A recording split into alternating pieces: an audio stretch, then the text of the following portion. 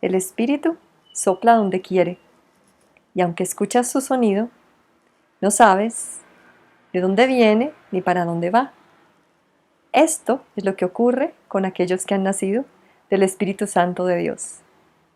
Y estas palabras las encontramos en el Evangelio de Juan, en el capítulo 3, en aquella famosa escena en la que Nicodemo, un prestigioso maestro, conocedor de las Escrituras en el pueblo de Israel, vino a preguntarle a Jesús: todo lo que tú haces no se compara con nada que hayamos visto hasta ahora. No tiene ninguna explicación más de que Dios está en esto, Dios está ahí, Dios se está moviendo. ¿Cuál es el secreto?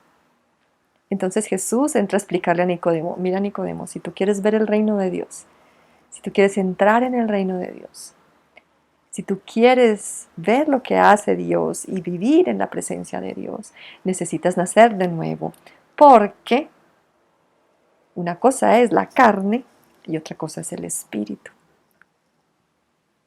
Lo que nace de carne, carne es; lo que nace del espíritu, espíritu es. Y cuando naces del espíritu, pues vas a poder ver el reino de Dios. Nicodemo se quedó igual o peor que antes. Esto fue como si le hubieran hablado en finlandés avanzado. Y más adelante vemos a Jesús también en el Evangelio de Juan, en el capítulo 7, diciendo: si alguno tiene sed, venga a mí y beba, y del interior del que cree en mí brotarán ríos de agua viva, de su parte más profunda, como de su vientre. Y Juan nos aclara ahí, en el Evangelio, nos dice: esto que está diciendo Jesús se refiere al Espíritu Santo, a la persona del Espíritu Santo que iba a venir, que les iba a ser dado a los hijos de Dios después de que Jesús fuera glorificado, o sea, después de su muerte y de su resurrección. Entonces, vemos que definitivamente son como totalmente dos opuestos, la carne y el espíritu. ¿Cómo podemos entender mejor a qué se refiere la palabra de Dios con esto? Pues para esto vamos a recordar un ejemplo que vimos en otro video, en el que yo ilustro al ser humano como si fuera una casa de 3 pisos. Entonces, el tercer piso sería la parte de más arriba, digamos, la de más ruido, la que más escuchamos, es donde está nuestra mente. Nuestros pensamientos hacen ruido todo el tiempo, es donde nosotros analizamos la información, tomamos decisiones, interpretamos, llegamos a conclusiones. Tercer piso. Segundo piso sería donde está nuestro corazón, y esto nos hablaría de las emociones, que son bastante inestables en su condición pues humana. Ellas básicamente se mueven con bastante intensidad, pero ellas sigan a lo que mi mente está interpretando de la realidad. Nosotros percibimos la realidad a través de nuestro cuerpo, de nuestros sentidos. La mente hace una interpretación frecuentemente bastante errada, y de acuerdo con esa interpretación, pues las emociones siguen con alegría, con miedo o lo que sea, pues correspondiendo a lo que la mente esté diciendo. Entonces, estos 2 pisos de los que hemos hablado, el tercero y el segundo, más el cuerpo, serían la carne. Inteligencia, sentimientos, voluntad. Tercero y segundo piso son el alma. Y esto, pues los que quieran estudiar, se van por las escrituras, especialmente por el Nuevo Testamento, y donde vean que se habla del alma, van atando cabos y se dan cuenta que reúne básicamente estas facultades. Lo que estudia la psicología, pues. Y ya el alma unida al cuerpo, a lo que estudia la medicina, el alma con el cuerpo son lo que la Biblia define como carne. También lo pueden estudiar.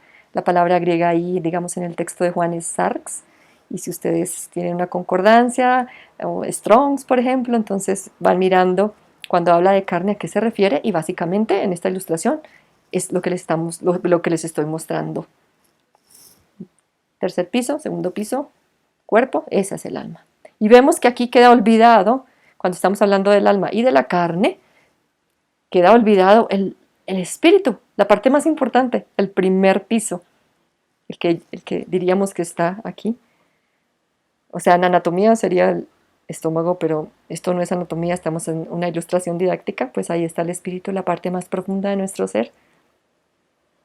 que es, como decía mi hermano, la casita en la que aterriza el Espíritu Santo, en la que viene a morar Dios, la que hace que yo me convierta en un templo del Espíritu Santo, en un templo portador de la presencia de Dios. Cuando el Espíritu Santo de Dios viene a morar en mí, eso me da una nueva naturaleza, porque antes, cuando yo me muevo solo por lo que mi alma y mi cuerpo, o sea, mi carne dice, estoy en la condición en la que estaban Adán y Eva cuando cayeron. Toda la condición en la que estaba incluso Nicodemo en el pasado, antes de la redención, a partir del momento en que Adán y Eva tomaron esa decisión macabra, cuando dijeron, ay, solo conocemos la vida de Dios, tenían su espíritu vivo, estaban conectados con la vida de Dios, recibían de Dios todo el tiempo, todo, porque ellos vivían en continua y cotidiana intimidad con el Señor. Pero ellos quisieron conocer el mal, la diferencia entre el bien y el mal, y meterse en esos terrenos, y para poder conocer sin Dios, pues tenían que como cortar esa conexión de vida, y ese espíritu, en ese momento, se achicharró. Yo digo que es como que se convirtió en una ciruela pasa, o en una pasa de uva, como dicen los argentinos, deshidratado, porque no tenía la vida de Dios con algunas pequeñas funciones todavía latentes, algo de conciencia, algo de intuición, algo de capacidad de percepción espiritual, pero estaba ahí prácticamente muerto, en cuanto que estaba en desuso ya, eh, desconectado de la vida. A esa condición en la que el hombre quedó supeditado a su carne para interpretar la realidad, para conocer. A esa condición tenía que hablarle nuestro Señor al ser humano por siglos, hasta el momento de la redención. En esa condición estaba Nicodemo. Era un desafío para él. ¿Cómo le voy a hablar al ser humano de cosas del reino, de cosas espirituales, del reino de Dios, si ellos solamente están con este tercero, este segundo piso, su cuerpo, y el espíritu deshabilitado? Entonces él tenía que hablarles en términos que entendieran para tratar de hacer reconexión en tanto se diera la redención. Entonces vemos que, por ejemplo, en el Antiguo Testamento, el Señor tenía que hablar mucho a la mente, la ley, ayudarles como que su mente entendiera, y también a su corazón con ciertas ilustraciones, para que esa alma entendiera la diferencia entre lo que es de Dios y lo que no, entre lo santo y lo profano, entre lo impuro y lo puro. Era un desafío para Dios, y por eso usaba ayudas como didácticas también, incluso muy físicas. Un templo de piedra, um, un arca de madera cubierta de oro.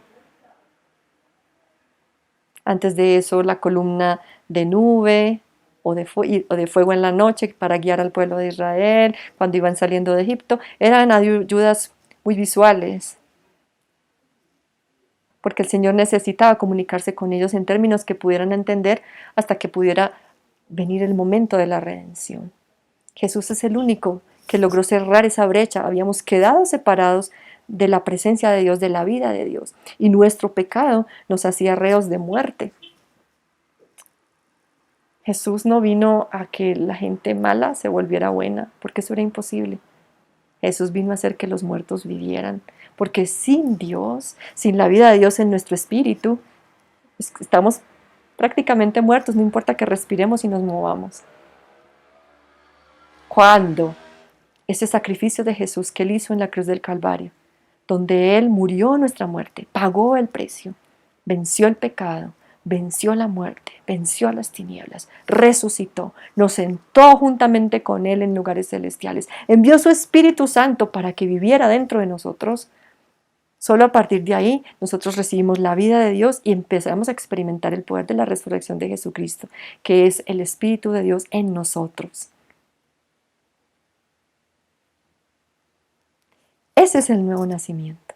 El nuevo nacimiento no es simplemente una oración que yo hago.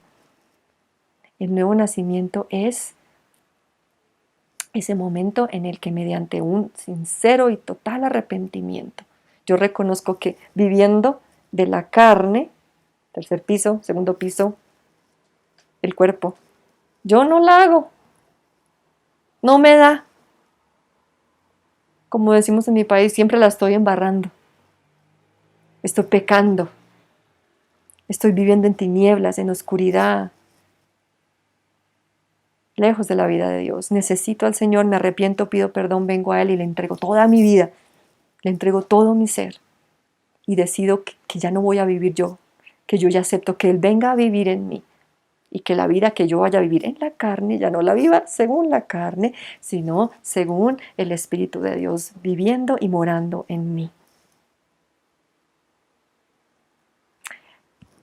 Hay gente que ya había tenido esa experiencia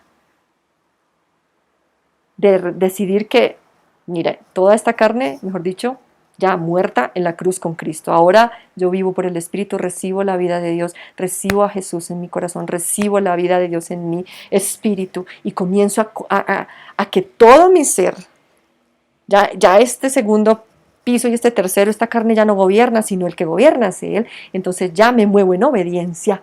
Y como dice la palabra de Dios en Hebreos, Jesús es autor de salvación para los que le obedecen. Entonces ahí experimentamos lo que es vivir en el Espíritu y de eso nos habla Pablo. Pablo le está hablando ahí a gente que había experimentado eso y les está diciendo en Romanos 8 y les recomiendo que lo lean todo.